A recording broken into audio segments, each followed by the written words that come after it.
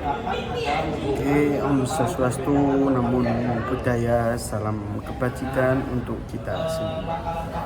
Di sini kami dari kelompok 3 akan menjelaskan tentang administering questionnaires dengan dosen pengampu Bapak Vicky Fendi SA MSc. Sebelum memasuki materinya, izinkan perkenalan diri dari kelompok kami, yaitu dengan saya sendiri, Mutafili Amillah Diyar dengan NPM akhir 355.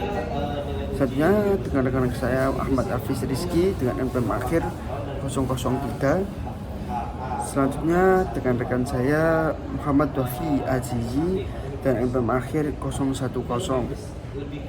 Selanjutnya dengan rekan saya Muhammad Akbar adalah Gagasha Putra dan NPM akhir 018. Baik, lalu materi kita yang pertama di bab 9 ini akan membahas mengenai type of questionnaire atau tipe-tipe dari kuesioner. Jadi, seperti namanya sendiri, kuesioner itu digunakan untuk mengumpulkan data-data kuantitatif dalam jumlah yang tidak sedikit alias jumlah yang besar. Nah, kuesioner itu bisa disebarkan secara langsung, bisa melalui elektronik atau online seperti lewat Twitter, WhatsApp, Instagram, Facebook dan lain-lain, atau lewat pos. Jadi metode ini itu lebih murah dan cepat dibandingkan kita itu mesti wawancara atau observasi secara langsung. Karena apa? Karena kalau kita melakukan wawancara atau observasi itu kita otomatis harus ke tempatnya, yang dimana nanti kita akan memakan dari waktu, tenaga, dan juga biaya. Tetapi dalam kuesioner ini tuh memiliki risiko ketidakresponsifan yang tinggi. Lalu di sini saya akan bahas mengenai macam-macam dari atau tipe-tipe dari kuesioner sendiri. Di sini ada 3 tipe atau 3 macam. Jadi kuesioner yang pertama itu kuesioner yang dibagikan secara langsung atau personally administered questionnaires. Jadi kuesioner ini tuh akan dilakukan secara langsung oleh peneliti sehingga nantinya responden itu bisa segera menjawab dan memperoleh penjelasan. Tapi seperti yang saya sebutkan sebelumnya, jika kita melakukan wawancara atau observasi secara langsung, itu otomatis kita harus ke tempatnya dan otomatis kita akan mengeluarkan biaya, mengeluarkan tenaga, dan juga mengeluarkan atau mengorbankan waktu kita. Begitu. Lalu ada kuesioner pos atau mail kuesioner. Jadi kuesioner ini akan dikirim melalui pos dengan biaya yang relatif lebih murah. Tapi seiring berkembangnya zaman, metode ini atau tipe ini tuh sudah jarang digunakan karena kurang praktis dibandingkan metode online seperti mengirim email, Facebook, YouTube. Sebenarnya YouTube jarang sih, Twitter, Instagram, begitu. Intinya lewat media sosial itu sekarang lebih efektif. Nah, sekarang kita masuk ke tipe yang ketiga, yaitu kuesioner elektronik dan online, alih yang seperti yang disebutkan tadi.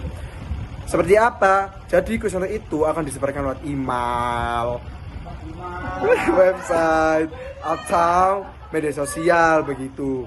Jadi dengan dilaksanakannya seperti itu, waktu yang ditempuh atau yang dirasakan oleh peneliti itu bisa cepat dan pastinya murah karena kita akan hanya membutuhkan kuota saja. Karena kalau tidak punya kuota, kita masih bisa ke warkop, beli es teh jumbo 5.000, kita sudah bisa share semua kuesioner itu. Dan pastinya dengan metode online atau elektronik ini kita dapat menjangkau secara luas. Kita bisa nge-share ke seluruh Indonesia melalui Instagram, Twitter, Facebook, WA. Tapi dengan tipe ini atau metode ini tuh sering menghadapi masalah bias sampel serta rendahnya tingkat respons. Baik, selanjutnya yaitu mengenai guidelines for questionnaire design. Nah, yang pertama kita akan membahas principle of wording atau prinsip-prinsip perumusan pertanyaan. Jadi prinsip perumusan pertanyaan itu mencakup faktor-faktor seperti kesesuaian isi pertanyaan, terus juga bagaimana pertanyaan itu dirumuskan dan tingkat kerumitan bahasa yang digunakan, terus jenis dan bentuk pertanyaan yang diajukan dan juga urutan pertanyaan. Oh ya, yang terakhir yaitu data pribadi yang diminta dari responden. Oke, selanjutnya akan membahas tentang prinsip pengukuran, yaitu sebagaimana terdapat dalam pedoman yang harus kita ikuti untuk memastikan bahwa susunan kata dalam kuesioner yang tepat. Guna minimalkan bias, terdapat pula berbagai prinsip pengukuran yang harus diikuti untuk memastikan bahwa data yang dikumpulkan tepat untuk menguji hipotesis kami.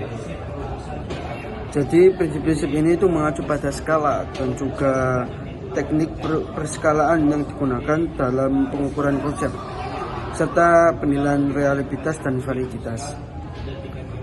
Skala yang dapat harus digunakan itu tergantung pada jenis data yang akan diperoleh. Berbagai mekanisme penskalaan yang membantu kita menetapkan skala dengan tepat harus digunakan dengan tepat. Sedapat mungkin skala interval dan rasio sebaiknya itu digunakan dengan alih-alih skala nominal atau ordinal. Setelah data diperoleh, kebaikan data harus dinilai melalui uji validitas dan reliabilitas. Dalam desain kuesioner penting untuk memperhatikan tidak hanya pemilihan kata dan juga pengukuran, tetapi juga tampilan kuesioner.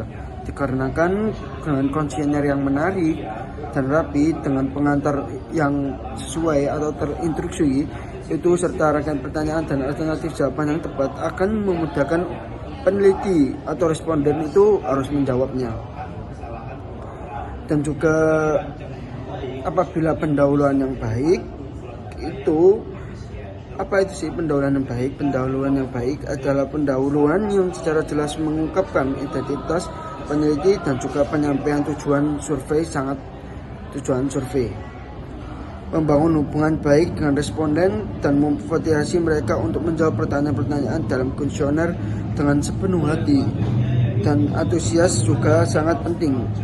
Jaminan kerahasiaan informasi yang mereka berikan itu akan mengurangi bias jawaban atau mengurangi pengurangan tidak menjawab.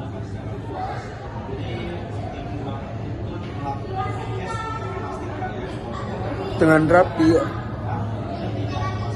pertanyaan itu harus disusun dan tenaga dengan rapi agar responden itu dapat menyesuaikan dengan tugas membaca dan menjawab kuesioner dengan waktu dan tenaga seminal mungkin serta tanpa melelahkan mata. Lalu yang selanjutnya yaitu review of questionnaire design atau tinjauan kembali desain kuesionernya. Nah, kuesioner ini mendapat banyak perhatian karena merupakan metode paling umum dalam mengumpulkan data. Nah, prinsip-prinsip desain kuesioner itu sangat penting untuk memastikan pertanyaan itu jelas, tidak bias, serta meminimalkan kesalahan pengukuran. Nah, jika dirancang dengan baik, kuesioner ini bisa menjadi alat pengumpulan data yang efisien, terutama ketika jumlah responden itu besar atau responden tersebut itu tersebar di berbagai lokasi. Lalu yang selanjutnya yaitu tentang pretesting of structured question atau uji coba pertanyaan terstruktur atau pretesting. Jadi sebelum kuesioner itu digunakan secara luas, jadi penting banget untuk melakukan pretest untuk memastikan responden memahami pertanyaan dengan benar dan tidak ada masalah dalam pengisiannya. Nah, pretesting itu bisa dilakukan dengan melibatkan sejumlah kecil responden agar peneliti dapat menilai kejelasan, pemahaman, dan kesesuaian instrumennya. Nah, hal ini membantu menemukan kekurangan sebelum kuesioner digunakan pada skala lebih besar lagi. Nah, salah satu bentuk pretesting adalah meminta sekelompok kecil orang yang misalnya fokus group untuk menyelesaikan kuesionernya. Nah, lalu memberikan umpan balik terkait kejelasan pertanyaan maupun perasaan mereka selama mengisinya. Oke, selanjutnya ialah membahas tentang kuesioner elektronik dan desain survei. Jadi kami itu telah menjelaskan sebelumnya dalam bab ini itu bahwa survei daring itu mudah dirancang dan juga dikelola.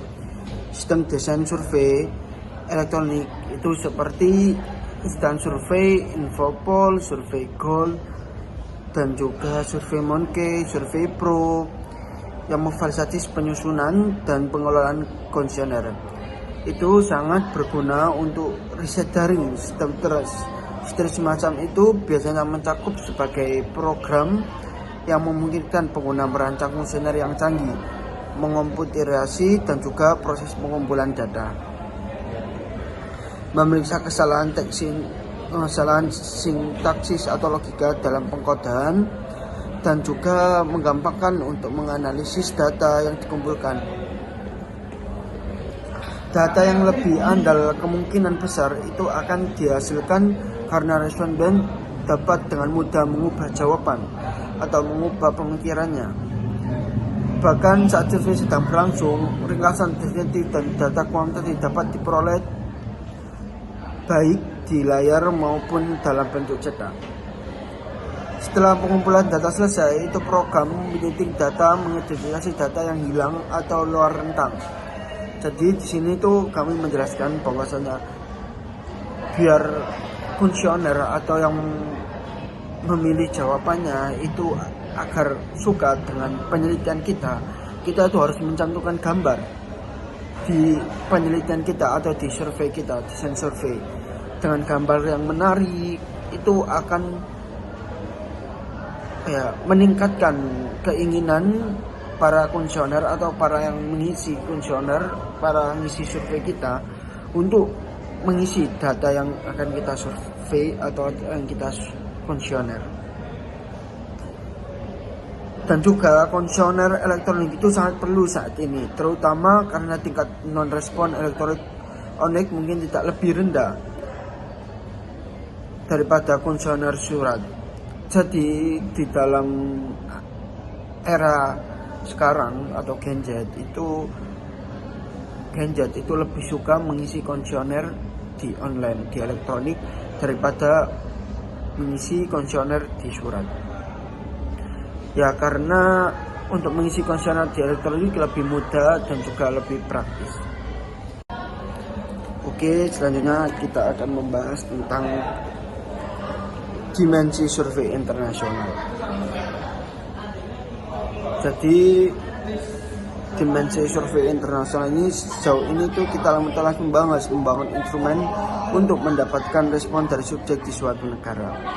Jadi dimensi survei internasional ini seperti gimana cara kita untuk mendapatkan survei di internasional, yaitu dengan kolaborasi operasi bisnis. Jadi kita tuh harus tahu tentang operasi di negara tersebut. Para manajer itu seringkali perlu membandingkan efektivitas bisnis anak perusahaan mereka di berbagai negara. Para peneliti yang terlibat dalam penelitian lintas budaya dapat mencoba menelusuri persamaan dan perbedaan dalam respon perilaku dan sikap karyawan. Jadi para surveyor itu meneliti di berbagai negara, di antar negara, yaitu bertujuan untuk mencari gimana sih tingkat respon perilaku dan sikap karyawan di berbagai negara. Budaya ketika data dikumpulkan melalui kuesioner dan terkadang melalui wawancara, itu perlu diperhatikan instrumen pengukuran dan juga cara pengumpulan data.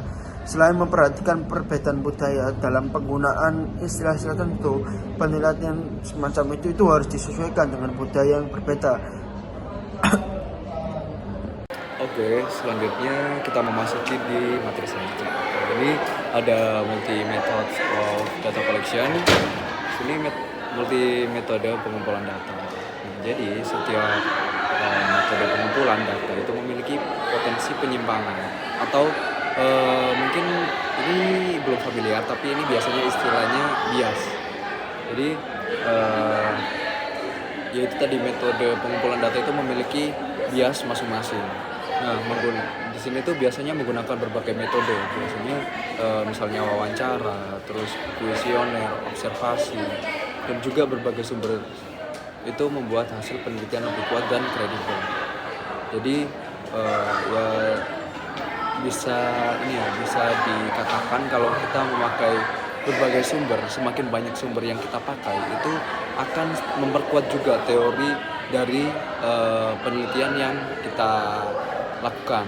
Jadi sebisa mungkin ya kita menggunakan berbagai metode itu ya biasa dicoba semuanya, wawancara, kuesioner, observasi itu bisa dicoba semuanya biar hasil penelitian kita itu lebih kuat dan juga kredibel, sehingga nanti yang membaca itu memiliki trust kepada penulis dari peneliti tersebut. Nah, di sini yang pertama itu ada if data from different methods or sources show consistency, then the data is considered more trustworthy. Nah, di sini dijelaskan bahwa jika data itu dari metode atau sumber berbeda menunjukkan kesesuaian, maka data itu dianggap lebih dapat dipercaya. Jadi ya kalau misal kesesuaian, jadi ini sudah tidak hal baru lagi kalau misal sumber yang menunjukkan kesesuaian itu pasti bakal lebih dipercaya. Nah, berbeda kalau misal data atau metode sumber berbeda atau bertentangan.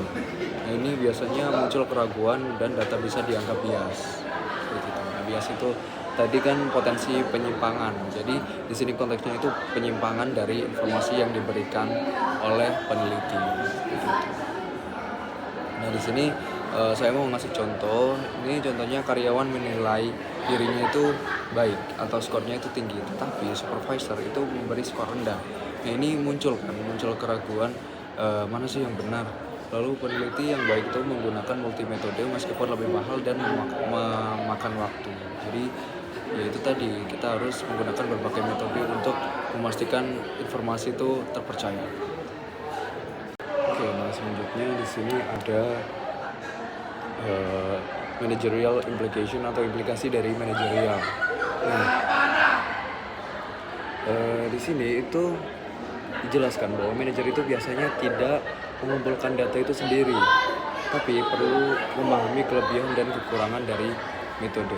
Nah, ini bisa dilakukan dengan wawancara, observasi, kuesioner. Seperti yang saya jelaskan sebelumnya bahwa sumber itu tidak harus jadi satu. Jadi kita itu sebisa mungkin mengulik berbagai metode dan juga berbagai sumber supaya memperkuat hasil penelitian kita dan juga bisa kredibel. Penelitian kita itu kredibel itu kayak bisa dipercaya gitu sama orang yang membaca dari penelitian kita, seperti itu.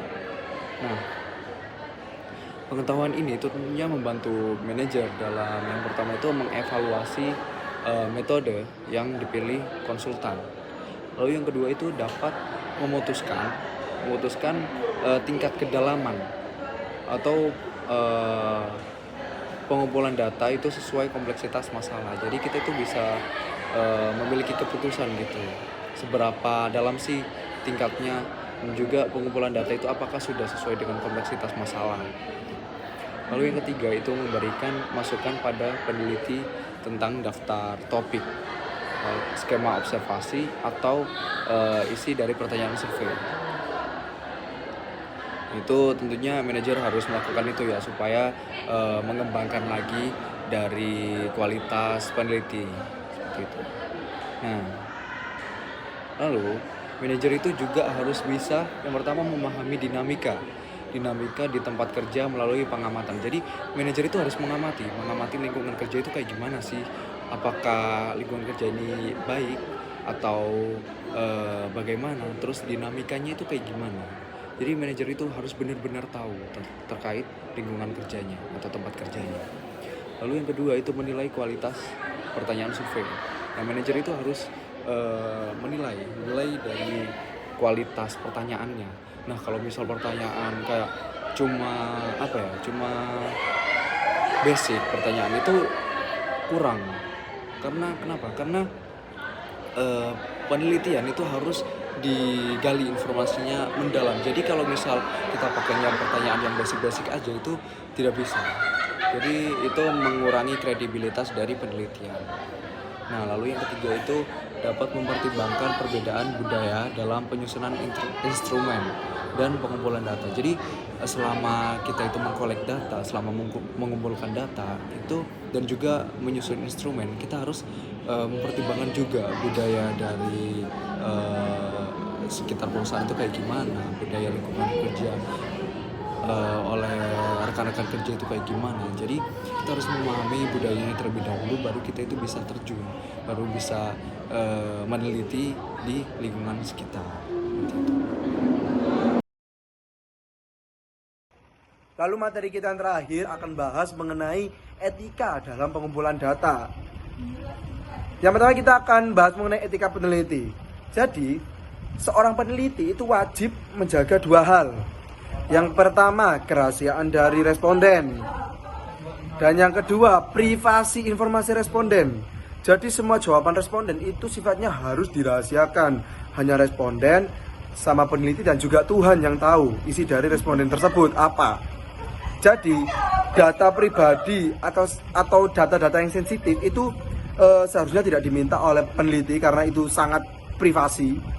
Kecuali sangat diperlukan, itu pun harus dengan persetujuan dengan responden. Begitu.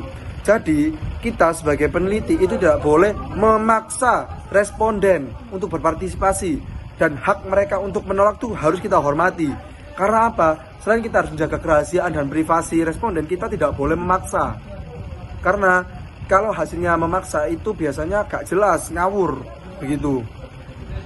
Lalu peneliti itu juga harus menghargai harga diri responden, bersikap netral, dan tidak boleh memanipulasi atau memasukkan data, begitu.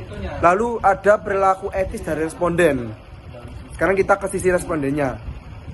Jadi responden itu diharapkan ikut atau turut berpartisipasi dengan jujur, mengatakannya sebenar-benarnya, tidak memberi informasi yang palsu, dan bekerja sama selama dalam proses penelitian tersebut.